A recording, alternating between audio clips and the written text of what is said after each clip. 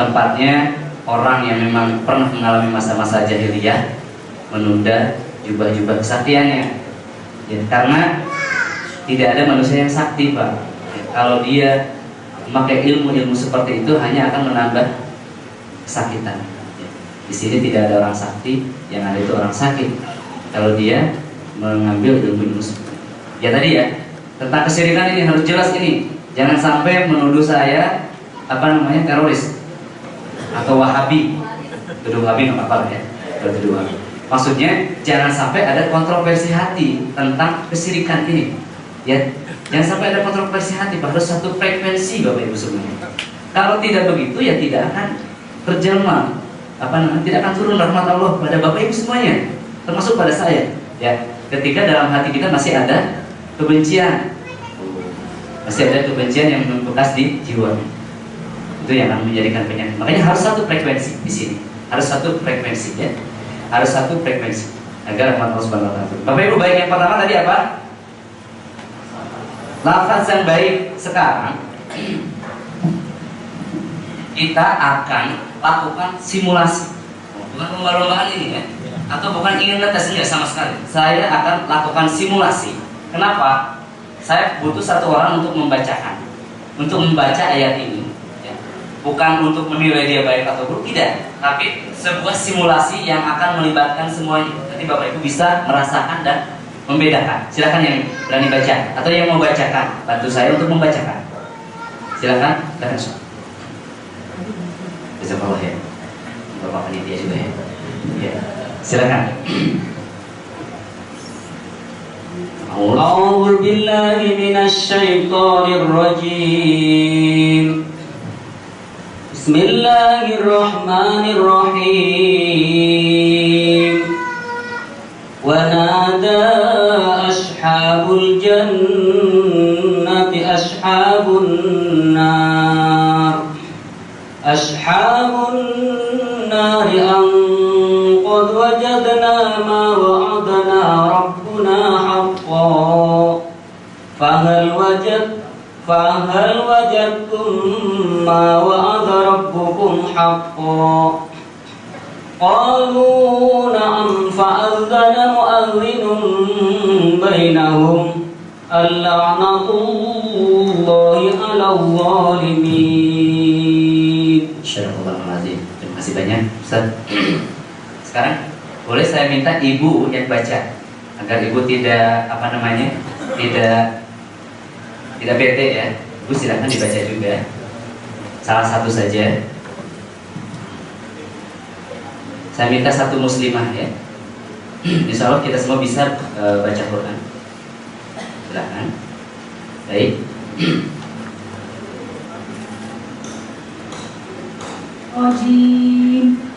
Bismillahirrahmanirrahim.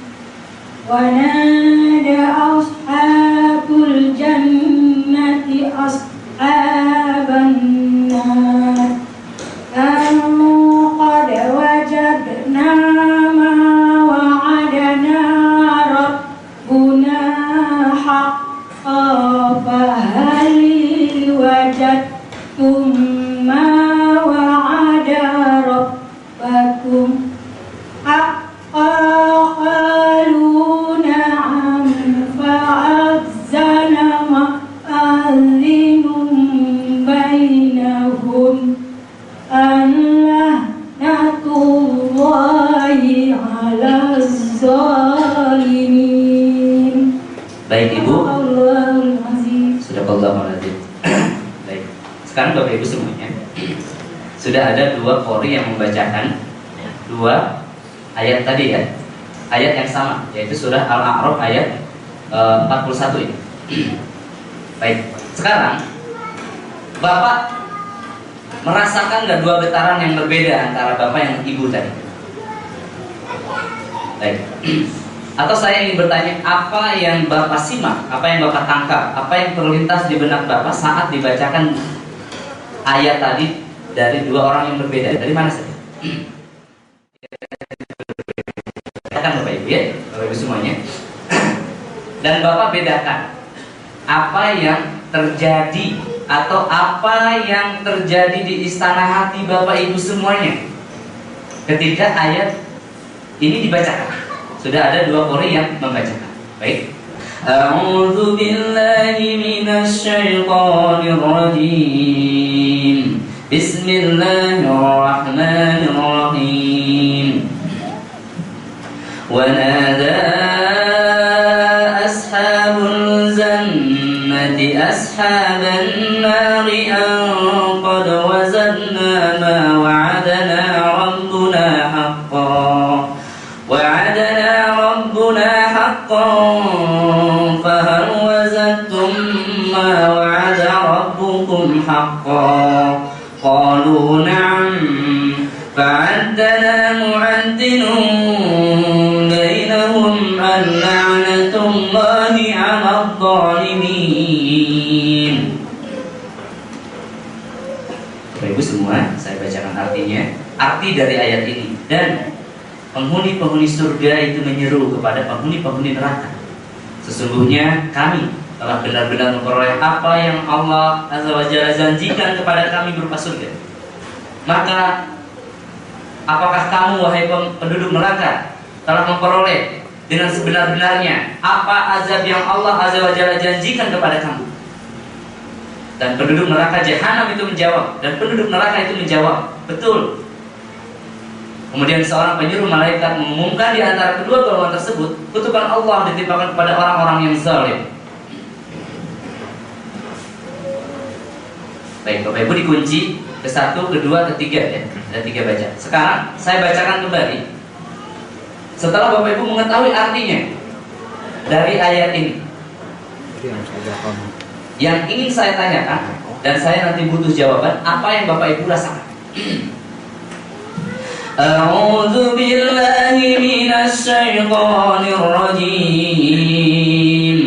Bismillahirrahmanirrahim. Wa nada ashabul jannati ashaban nari an qad wazadna ma wa'adana rabbuna haqqan. Wa'adana rabbuna haqqan فهل وجدتم ما وعد ربكم حقا قالوا نعم فعدنا معدل بينهم اللعنة الله على الظالمين قالوا نعم فعدنا معدل بينهم اللعنة الله على الظالمين قالوا نعم فعدنا معدل بينهم اللعنة الله على الظالمين. Sekarang saya bertanya kepada ayat yang terakhir, apa yang Bapak Ibu rasakan? Takut, Masya Allah, luar biasa. Sama sampingnya takut. Ada lagi yang lain? Ada berbagai macam rasa Bapak. Gemetar, ada lagi Bapak yang ngangguk-ngangguk. Takut, ada lagi yang lain. Ada banyak rasa Bapak. Ustaz, kesedihan. Kesedihan atau Bapak merasa sedih? Merasa sedih, baik. Berdebar-debar, ya. Merinding, ada lagi. Yang menyimak, ya. Yang barusan menyimak, insya Allah dapat menyimpulkan. Saya takut menjadi orang-orang yang ditanya. Subhanallah, Bapak menyimak sekali. Ya. Dalam ayat ini Allah berfirman, ya, wa nada ashabul jannati ashaban nar. Dan nanti penghuni surga itu menyeru kepada penghuni neraka. Wahai penghuni neraka, apakah kamu telah menerima apa yang Allah janjikan kepada kamu? Sementara kami sudah menerima apa yang Allah janjikan kepada kami berupa surga. Kemudian penduduk neraka menjawab apa? Nah, betul, kami sudah menerima apa yang Allah janjikan kepada kami berupa azab. Baik, ada yang di belakang. Apa yang Bapak Ibu rasakan? Ibu atau Bapak sih? Angkat tangannya. Apa yang dirasakan Bapak Ibu? Apa yang dirasakan? Ngantuk. Ini yang unik sekali Pak. Saat orang sedih, orang apa namanya, bergetar, berdebar, ini mengantuk. Ada lagi yang lain? Tidak apa-apa Pak. Ustaz, Sedih, baik Ibu. Dikasih minyak kepada yang lain. Ada lagi? Yang lain? Baik. Ada yang marah? Ada nggak? Saya ingin bertanya. Ada yang marah nggak? Atau ada yang ingin lari? Atau ingin keluar dari masjid ini? Atau bosan? Karena itu udah ada tadi ya. Ada lagi yang lain? Biasa-biasa saja. Baik. Ada lagi yang lain? Bapak Ibu, ini bukan kuis dan ini tidak ada hadiahnya. Ya. Tapi ini sebuah simulasi. Silahkan diulangi lagi apa yang Bapak Ibu rasakan. Karena ini akan menjadi tolak ukur keberhasilan training hari ini. Penyesalan, baik. Saya akan bacakan sekali lagi dan silahkan cari jawabannya apa yang Bapak rasakan itu. Wanada ashabul jannati ashaban nari an qad wazanna ma wa'adana rabbuna haqqan wa'adana rabbuna haqqan fahal wazantum ma wa'ada rabbukum haqqan qalu na'am fa'addana mu'addinun bainahum al-la'natullahi 'alal zalimin. Sekarang silahkan jawab masing-masing Bapak Ibu semua. Silahkan jawab masing-masing, ada di dalam hatinya. Seandainya ayat yang saya bacakan tadi membuat Bapak Ibu bergetar, itu artinya hatinya masih hidup, bersyukur. Alhamdulillah. Seandainya Bapak menangis, baik itu menetas atau hanya kolbu yang menangis, itu ada dua kemungkinan. Yang pertama, ruh Bapak yang menangis, kalau Bapak tahu artinya. Yang kedua adalah setan atau jin munafik atau jin fasik yang ada dalam diri Bapak yang menangis, kalau Bapak tidak tahu artinya. Yang ketiga, ketika dibacakan tadi ada perasaan marah, saya tidak yakin yang marah itu Bapak atau Ibu. Ada hal lain dalam diri Bapak Ibu semuanya. Yang keempat, yang kelima ya, ketika saya bacakan dan Bapak biasa-biasa saja, seolah-olah ada es krim lewat, tidak ada rasa, tidak ada apa-apa. Saya khawatir hati Bapak sedang mati saat itu. Karena seorang yang beriman ketika dibacakan Al-Quran, hatinya akan bergetar, akan tenang, akan sejuk. Rasa selain daripada itu, selain daripada takut, selain daripada tunduk, selain daripada kagum, itu adalah setan. Ketika hati marah, kesal, atau misalkan tiba-tiba ibu datang ke sini menjadi kesal terhadap saya, misalkan, itu setannya Pak. Jinnya sudah mulai reaksi dan Bapak sudah mulai dikuasai sama dia. Itu banyak. Nah sekarang saya bertanya untuk yang kesekian kalinya, mungkin tidak Al-Quran yang dibacakan dengan penghayatan, dengan nada sedemikian rupa membuat ibu sembuh? Mungkin tidak? Mungkin. Bapak jangankan Al-Quran Pak, Roma Irama aja nyanyi, begadang jangan begadang gitu. Sambil begadang bapaknya, Bapak kan menikmati karena Bapak sama-sama begadang. Iya kan? Ini Al-Quran, ini kalamullah. Mungkin saja, bukan mungkin, pasti Pak, pasti itu pemberitahuan dari Allah Al-Haq yang pasti. Al-Quran ini akan menjadi obat seandainya Bapak Ibu apa tadi? Yakin, ya, yakin, dan kemudian setelah yakin Bapak memperbaiki kondisi jiwanya, diperbaiki agar baik, karena Al-Quran ini baik, obat untuk jiwa yang baik. Kemudian hatinya dihidupkan, ya, kolbunya. Alhamdulillah kita sudah paham satu titik dari metode pengobatan Tibun Nabawi. Yang pertama itu adalah bacaan yang baik. Baik, sekarang timbul pertanyaan, bagaimana kalau begitu bacaan saya berantakan? Termasuk bacaan saya bisa mengobati. Bapak Ibu jangan bersedih atau jangan berputus asa. Ini hanya 1 dari 5 cara. Artinya ketika seorang hafal 30 juz, tidak ada jaminan dia bebas dari gangguan jin. Ya, tidak ada jaminan. Makanya ada orang yang hafal 30 juz dengan qiraah yang benar, dengan beberapa qiraah bahkan dengan tafsirnya masih kena ganggu. Saya pernah lihat, baik istrinya atau keluarga. Itu Pak, ini penyebabnya. Ada karakteristik yang berbeda. Ya, ketika saya alhamdulillah menjadi imam, itu di belakang saya tidak ada kesurupan. Tidak ada. Kenapa? Karena tidak disertai niat untuk itu.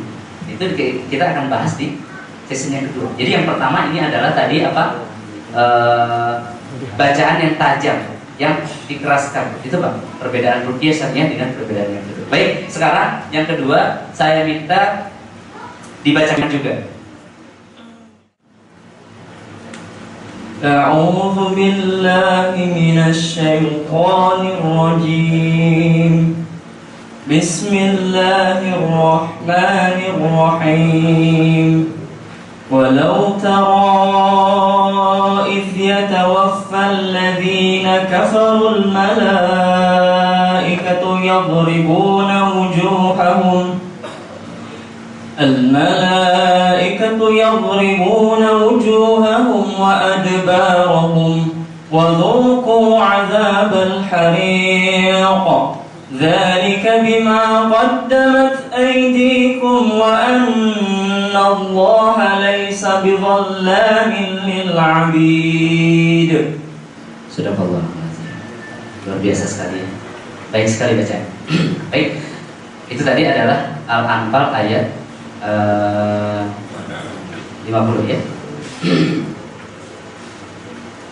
Baik, sekarang Bapak simak lagi yang kedua kalinya dan dibedakan. A'udzu billahi minasy syaithanir rajim. Bismillahirrahmanirrahim. Walau tara idh yatawaffal ladzina kafarul malaikatu yadribuna wujuhahum wa adbarahum wa dhuqu 'adzabal hariq dzalika bima qaddamat aydikum wa anna Allaha laisa bidzallamin lil 'abid. Itu yang kedua. Sekarang yang ketiga. Walau tara idh yatawaffal ladzina kafarul malaikatu yadribuna wujuhahum wa adbarahum wa dhuqu 'adzabal hariq dzalika bima qaddamat aydikum wa anna Allaha laisa bidzallamin lil 'abid. Baik, Bapak Ibu semuanya, ada nggak perbedaan dari ke-1, ke-2, dan ke-3? Ada perbedaan. Dan ini jawabannya ada di hati Bapak Ibu. Itulah Bapak Ibu letak rahasia terapi Al-Quran. Yang pertama, ada tekanan nada, lembut, sedang, tajam. Yang kedua, kenapa Al-Quran ini menyembuhkan Bapak? Selain fitrah Allah, ya selain firman Allah, memang petunjuk dari Allah Azza wa Jalla, atas izin Allah Azza wa Jalla, Al-Quran yang dibacakan secara tajam akan membuat setan itu takut. Jangankan setan, kita saja takut. Takut seandainya ayat itu berkaitan. Dan setan ini sudah pada tua, Pak, sudah tahu mereka, bahkan mungkin sudah hafal. Ya. Dan mereka takut. Setelah takut, mereka punya kontrak. Setan yang dikirim ke dalam tubuh Bapak, jin yang disuruh untuk menyihir dalam tubuh Bapak, atau khodam yang diundang untuk menjadi penjaga diri Bapak saat muda dulu misalkan, itu punya kontrak. Ketika dibacakan ayat Al-Quran, kebenaran dari Allah Azza wa Jalla, kemudian dia melakukan dosa, tapi dia tidak bisa pergi, maka di situ terjadilah reaksi, Bapak. Ada buku yang sangat unik sekali, tulisan siapa? Luki Al-Bujali. Dampak negatif ruqyah, dampak dan bahaya ruqyah, kalau tidak salah. Pakai sekali Pak buku itu, Pak. Luar biasa itu kesalahannya, ketidaktahuan dia tentang ruqyah. Katanya orang sehat dibacakan ruqyah jadi reaksi kesurupan dan menjadi sakit.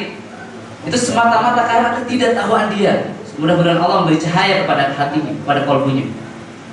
Bapak Ibu, Al-Quran ini adalah furqan. Apa itu furqan? Pembeda, pemisah antara yang hak dengan yang batil. Jika dalam diri Bapak Ibu tidak ada apa-apa, maka tidak akan ada apa-apa ketika dibacakan Al-Quran dengan niat untuk menterapinya.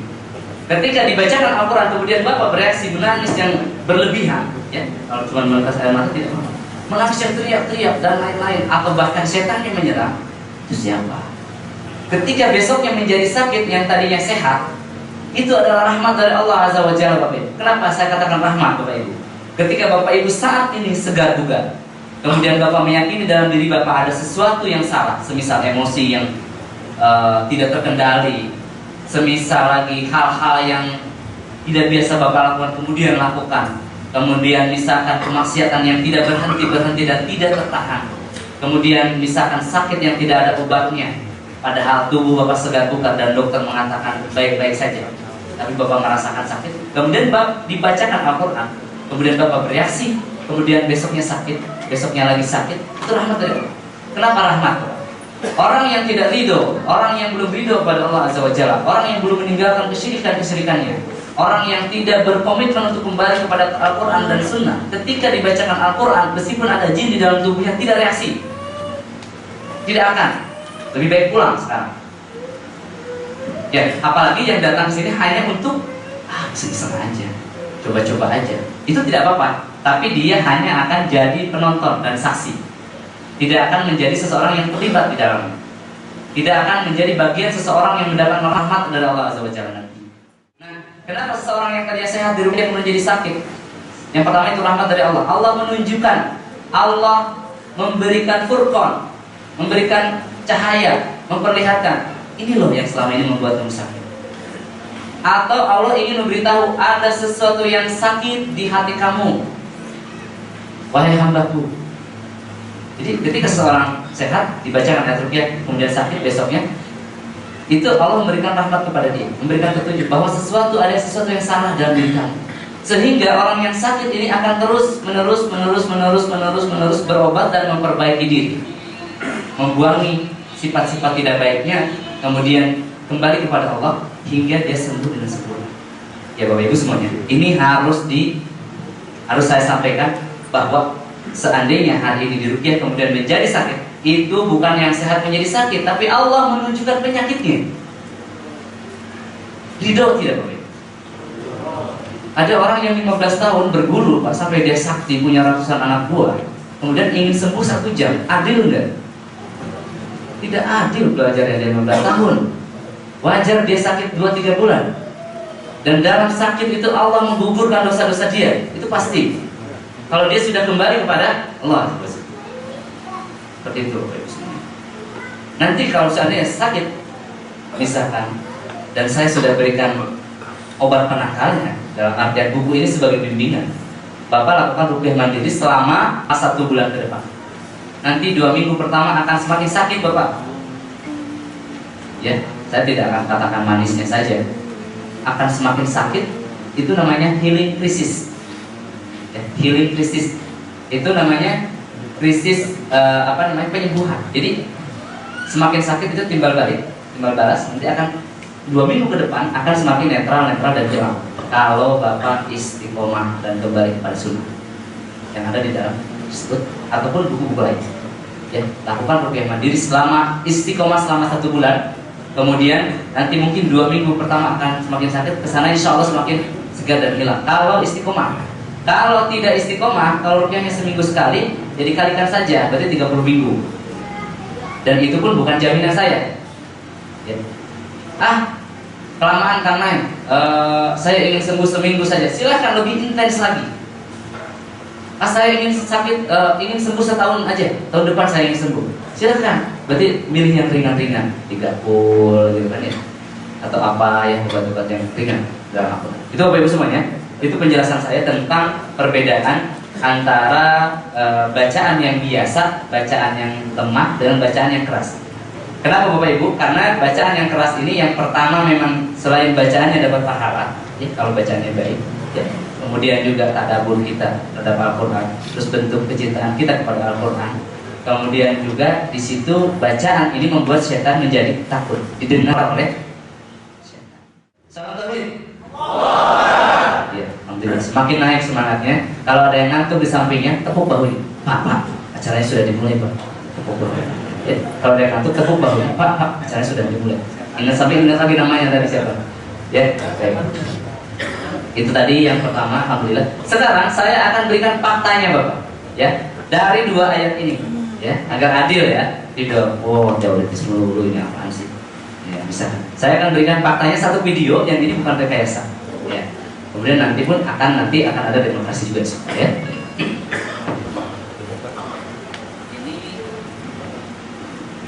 Ini adalah ketika saya meruqyah jantung koroner, Pak, di Malang.